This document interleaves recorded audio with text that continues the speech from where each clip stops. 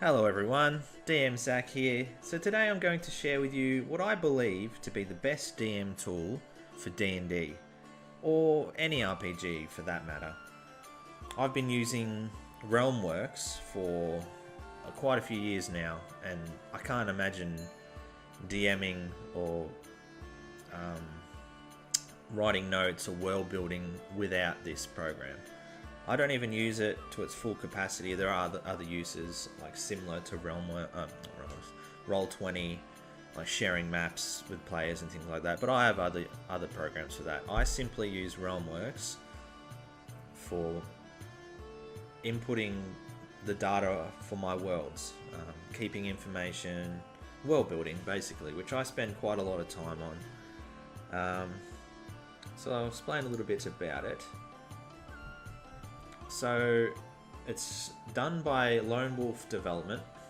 I'll put all the links and things like that in the description below. So it's a one-off payment. It's about $60. I think it's probably USD. I don't know if it shows in AUD. So once you've paid for that, that's it. You don't have to pay another cent. Though there is a subscription service, which is, I think it's about another $20 for a year, and that's optional. Basically, when you save your realms, as it were, they stay on your computer, but with the subscription, it uploads and saves onto the Lone Wolf servers. So it's basically just added security. If something happens to your computer, and you had to reinstall Realmworks, you're able to get your information back off the website. So I still get that. It's just that little added security in case something was to happen. With the subscription, I can access my realms from any computer. And yeah, basically any computer. I just need to log on, sync my data from the website, and away we go. But if you don't want to pay that $20 or whatever for a year, that's fine. You don't have to. But like I said, if something was to happen to your computer, there's that possibility of losing everything you've done. They now have the Realmworks Content Marketplace. I've never personally used it myself. There's just nothing that I've wanted to get from here. But it might tickle your fancy. So there's Pathfinder things, Book of Lairs, a lot of third-party stuff, Tomb of Beasts, a lot of people use. If you were to run your world in Midgard, it's got the world book, so basically you buy that and all the information is inputted straight into Realmworks, so it could save you a lot of time. But yeah, it's not something that I've used personally. Now a lot of people are probably thinking, well, why don't we just use World Anvil? World Anvil's really good. Well, World Anvil, I'm not a fan of. Okay, it's all web-based, so you're reliant on the website running all the time. You know, you need internet, obviously. What would happen if World Anvil went under? I mean, I'm not saying that would ever happen, but it could happen. And then the site goes down, and then what? You lose all your information. And it is a subscription thing. Like you can go for free, but you're highly restricted. And the cheapest one was $61 a year. So no thanks. Plus I find it really clunky. So that's not for me. That's not something I'd use. Anyway, let's fire at Realmworks and show you exactly what it's about.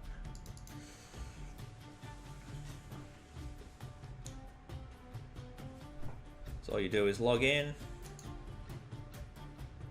That's if you're connected to the server. Otherwise, if you don't have the subscription, you don't even need to log in. Well, I can't remember what happens exactly. It just doesn't connect to the server. So mine expires in July the 14th, but that's fine.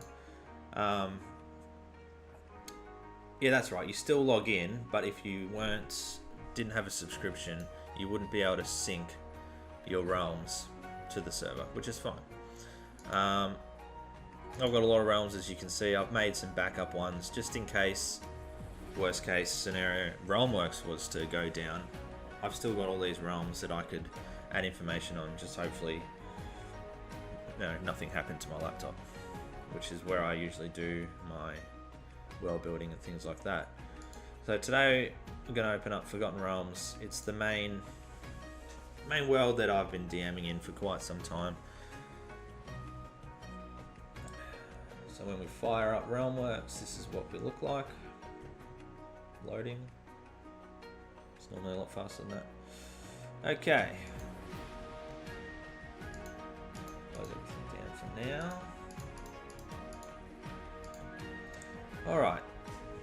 So when we load up Realmworks, this is what we get. I'm not going to explain what a lot of things do. This isn't a tutorial. This is more just a showcase, I suppose. So this is the map of the Forgotten Realms that I use, well, for the Sword Coast area anyway. I've got other maps for different regions. But one thing you might notice is there's a lot of locations added in on this map that you wouldn't find on the normal Mike Schley version. The one used in Storm King's Thunder had quite a lot of added locations, but this has got even more. So if we zoom in a little bit, we've got all of Am here, all of Cormier, Sembia, the Moonsea region, all these extra added roads. There's a lot of these roads aren't even on the map. So a guy on Reddit posted this. He did this himself over quite a lot of time. They're all canon locations. He's just obviously gotten them from different sources.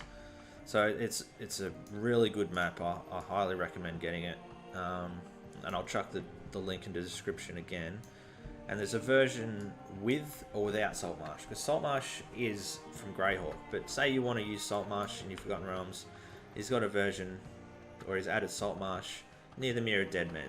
So it makes sense if you want to run a Saltmarsh campaign in Forgotten Realms, you can do that. Alright, so wherever you see these little icons, these are areas that I have started to develop. You can see there's a lot of spare space. I'm pretty slow because I'm pretty meticulous in my world building. I've been doing a lot in Icewind Dale. I'm not going to zoom in on the Icewind Dale region because I've just started the campaign there. But we'll take a look at, we'll save Fandalen for a start, because a lot of new groups have started D&D in Fandalen, so it's a well-known place. So all you have to do, right click, well this is just what I do anyway, view associated contents. So we've still got the map open there. Then we get a little bit of description, a description that you can read out loud. I like to put them in these little yellow boxes. If you want to do that, all you have to do is obviously hit this. You can press add GM description or direction, sorry, and it will pop one down there. But another way, say you've started writing, you've just added a text. You can change that pressing Control G, or Control G again turns it back just to white text. Okay, now if we hit the map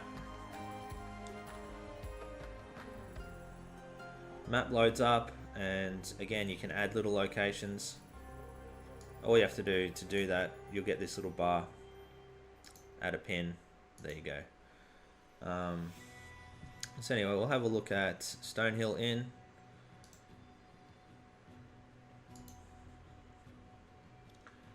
Little description of the inn. We've got the NPCs here. Little food selection, drinks, rooms, everything you need right in front of you. And you'll notice all the stats are highlighted blue. Now commoner, that's normal, okay? But you might be thinking, what's a commoner 2? That's something that I've homebrewed myself. So we'll go into that. View in a new tab. So basically a commoner 2, wait, let's go down here first. Might explain it better. So I've added in all these stats myself. You don't have to do this. This is just something I've done. So it's creature codex, homebrew monsters, blah blah blah, and then Wizards of the Coast official monsters. So as I've needed them, I've added in the stats. all the NPC characters, and then down the bottom I have my own homebrew NPCs. So I don't like having every shopkeeper, every blacksmith, blah blah blah, just being a standard commoner. So I've started making my own. You know, I've got alchemists, artificers, artisans, so that's barbers, blacksmiths, brewers, but they're not all just a static stat. So, you know, some are level 1, some are level 9. And I've made the little level charts here. So a commoner at 5th level or 5 HD, they get proficiency in wisdom and wisdom, survival and perception. And at 6 HD, they get a second attack and so on. And all these different little NPC classes I've made just because not that you're often going to need to use the stats, but if something was to happen, you can have some different stats. So if we go down to where Commoner is, so Commoner 2, it's basically like his 2nd level, 2d8 instead of 1d8, and 3rd level, same again, 4th level, they get the stat bonuses, so 1 on wisdom, 1 on strength, and they're basically exactly the same, except that HT is just going up. And then at 5th level, they get the extra skill, perception and survival. And I haven't needed to stat any higher than 5th level. But if there was a 6th level one, you get multi-attack and things like that. So you've got stats for cooks, glass blowers, hunters. I go a little bit crazy with that stuff. Anyway, rambling on a bit there.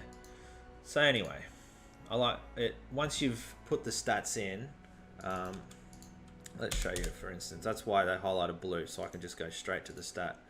But the great thing about Realmworks is it hyperlinks everything together. So let's say there's an orc in here. Ugrid is a male orc, okay. And then when I hit save, that's gonna make this automatic content link detection. So orc. And then it has shown me the target, which is in Wizards of the Coast official monsters. Okay, I hit create link, and there, orc is highlighted. So all I have to do is right click on it, view in a new tab, and there we got the orc and his stats. But if you don't want to be sitting there adding in all these stats, there is another way. I just like to have everything in one place. So let's say Ugrid the orc is here. Another way you can do it is open up D&D Beyond. Let's go to orc. Bring up his stats. Alright, copy that. And right click on orc, hyperlink.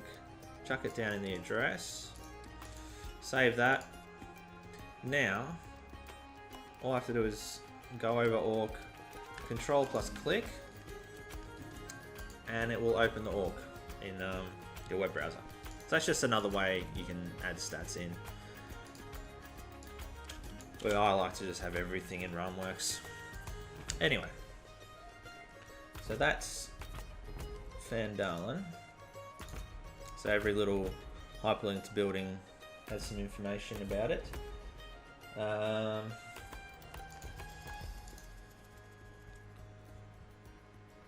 So I was just going to show, say a monster again. Where are we? Alan. Okay.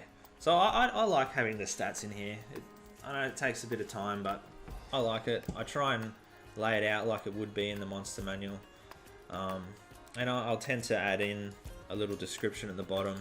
Sometimes, spare of the moment, you might not come up with the most descriptive description, and I find some of these in older editions. I think this was maybe out of a 3.5 monster manual book, because they had nice little descriptions for monsters, and they just sound good. Like the creature that floats before you is like a thing out of a nightmare. It has a vaguely humanoid shape, but it's a shape without features that has been distorted and bristles with madness. From the waist down it trails away into vaporous nothingness, leaving a faint trace of fog behind it as it moves. So a little bit of inspiration there. You can get a lot of those from, like I said, older editions. I think some of the Pathfinder stuff does that as well. So if you're struggling to come up with a description for a Pacific monster, just know you can find things like that. Anyway, I'll show another place. So Fandalen's fairly small. So we'll have a look at Boulders Gate.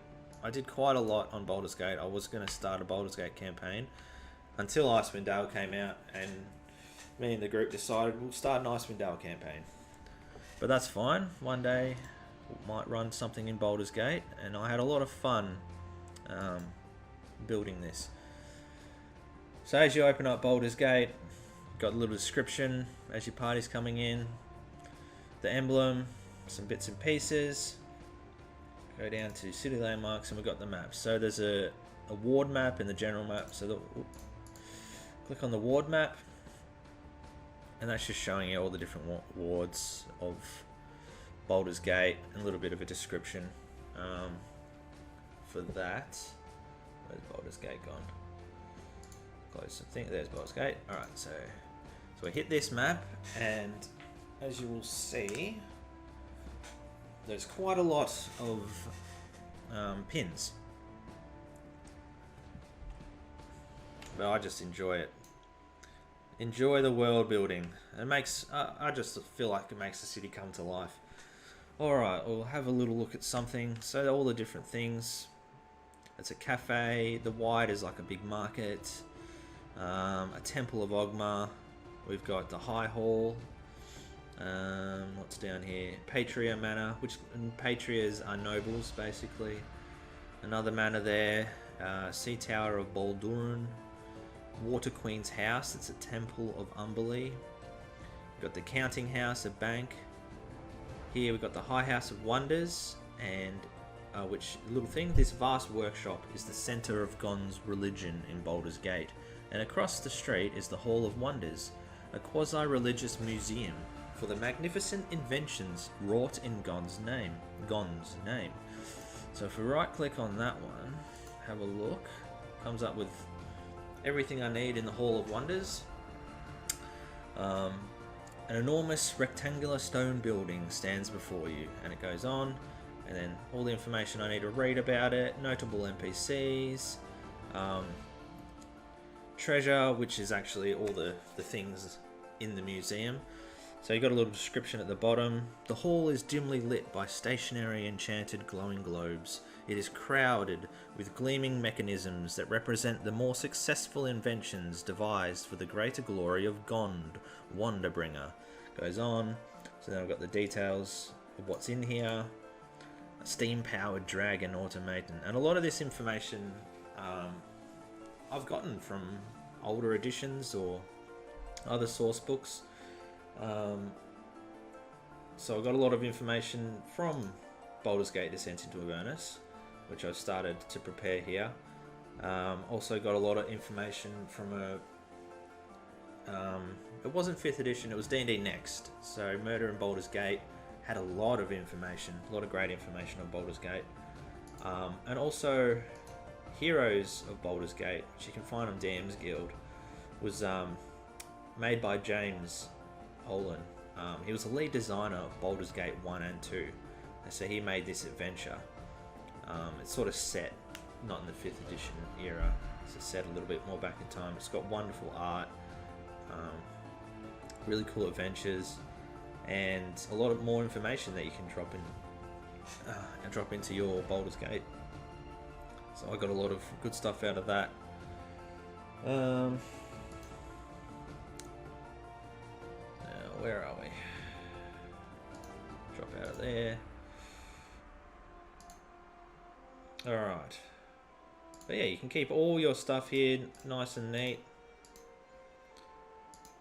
I've got, history, government. This is all just for Boulders Gate. Random encounters. The Flaming Fist. So in the adventure, I think it had all Flaming Fist were like a certain stat, all veterans or something like that. I find that a little bit boring. So I ended up making my own stats for the Flaming Fist. So we got Flaming Fist Private, Flaming Fist Corporal, they're both change rating half. Then we've got the Sergeant and Lieutenant. Trying to think what else to talk about. It's also really good for making adventures. I ran a one-shot in the Shadowfell around about last year, and I ended up in this lair of the Skull Lord. So again, you just bring up the map, and you can chuck in all the pins for the different locations in the map. Entrance, blah blah blah. Really useful. And then you can have other little pins, like I think there was a lot of traps in this first entrance. So I could actually put a pin, there's a pressure plate on those 3 squares, but there isn't here. You know, just to help you out there. We'll bring up a room, just have a quick look. So this is the dining room. A little description. For some reason I didn't put it in a DM description or whatever, that's fine. Everything you find in the room. But yeah, I love this program, and does everything that I want from world building aspect. Instead of trying to find all your different pieces of paper written or wherever you want to, all your different files on your computer, everything is in one place. So I hope you know, it might be something you'd like to check out.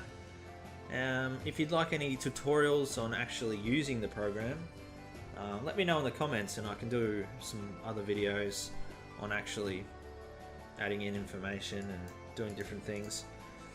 Alright. Thanks for watching. It was a bit of a long video.